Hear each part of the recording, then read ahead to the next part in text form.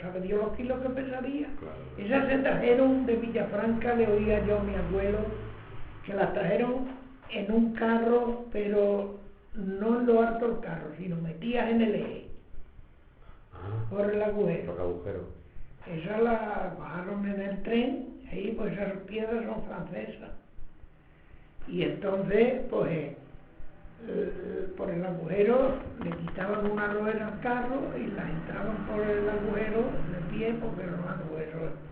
Eso trajimos nosotros una aquí que nos obligaron, trajimos dos ahí a la tercia, ahí a la mitad del pueblo, por encima de la plaza. Sí.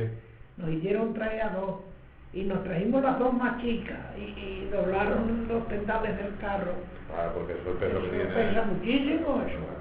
Bueno, ya, una era de esterto, fíjese usted si era, y tenía 1,20. Tú verás.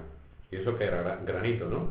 ¿O qué? No, eso era unas piedras especiales que hay en Francia para moler trigo, para que no desgrane tierra en el Claro, trigo. porque el granito se deshará un Se poco. desgrana en Claro, el claro. trigo y eso tiene que ser Limpio, claro. Eso es limpio como un cristal. Sí.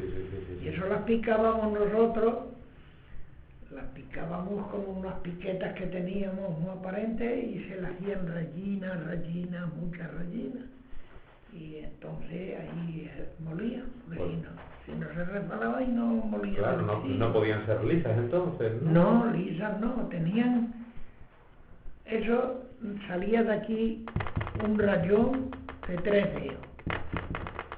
Y otro, tenía X mucho, toda la piedra llena de rayones, y luego entre rayón y rayón, que era así de 3 dedos sería, pues había que picar rayina.